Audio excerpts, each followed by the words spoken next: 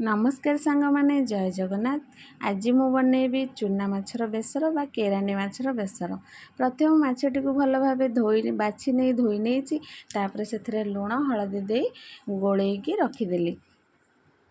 तापर से माछ तरकारी पाई मु किछिटा मसला भी नहीं मसला नहीं सोरिष जीरा अदा रसुण सुखिला लंका पियाज ताकू भलसे बाटी नवा आ माछटी को भल भाव आम लुण हलदी दे गोलई देवा कारण भलसे न गोलैले ता आइंसिया बास्नाटा जाएनी से मुझे भलसे गोलैकी ताकू रखीदेवी।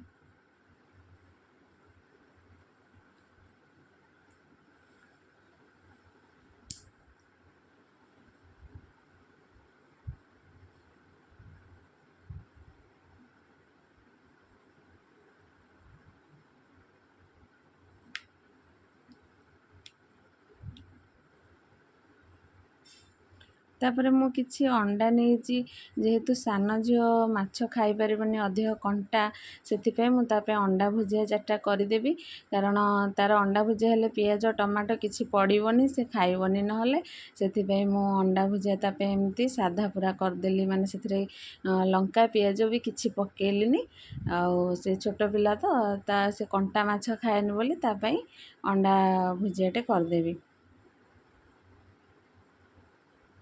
तापर अंडा भुजियाटा प्रथमे कड़े करदेले कड़ईटा आमर तेल हो जाए तापर माछटा भाजिले जो कड़ईरे प्रथमे माछटा उठेनी जदि मजा हो जाइथिबो तेल अंश छाड़ी जाइथिबो माछटा उठेनी से आगे अंडाटा झील करनेली तापर मु माछ से भाजिबी।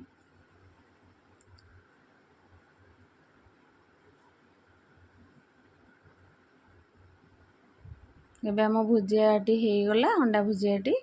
तापर बाड़ी की गली बाड़ी किछिटा पोई पत्र आनली कारण छोट माछ रे पोई पत्र पके कि बैगण पके जदि ताकू बेसर बा ठुकठुका करती ताले भल लगे। किछिटा पोई पत्र एठी पोका लगी जाइथिला मु सेटा बाछिला बेले बाछीदेवी आउ तरकारी काटिका को पकेले भल लागिबो। एवं अंडा भुजियाटी हो गला आमर तापर से किसी तेल दे जेतक आमर माछ थिला ताकू भल भाव भाजीदबा।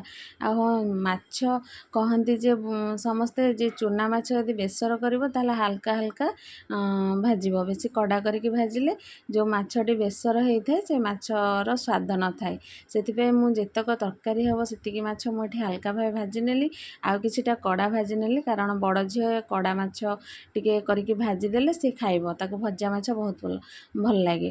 तापर मुझे तेल दे से सोरिष फुटण देली फुटीगला जो मसला तक आम बाटी जीरा अदा रसुण पियाज सुखिला लंका ताकू दे ये मसला भाजवा लगिली तापर से मसला पानी जो थिला ताकू ऊपर ऊपर से देदेली से फुटीगला किछि समय फुटीगला आम जो काटिकी रखि पोई पत्र आंबुल माछ को से देदेबा कारण आंबुलटा टिके झोलटा फुटिले देबे नहले सेटा कौन सीजेनी बोली कहती से टिके माछ आ पोई पत्र टिके सीझी गला पर से आंबुल टिके पकेदेबा।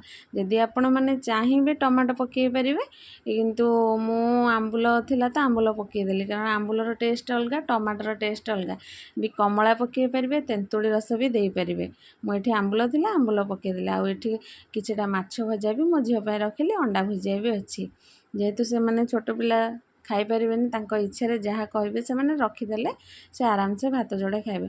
आमर ए प्रस्तुत हो गला चूना माछर बेसर पोईपत्र पड़ी केमिति लागिला रेसिपीटी दयाकोरी कमेंट रे जणेबे। जदि भिडियोटी भल लगी लाइक शेयर कमेंट और सब्सक्राइब करने को जमार भूलिबेनी।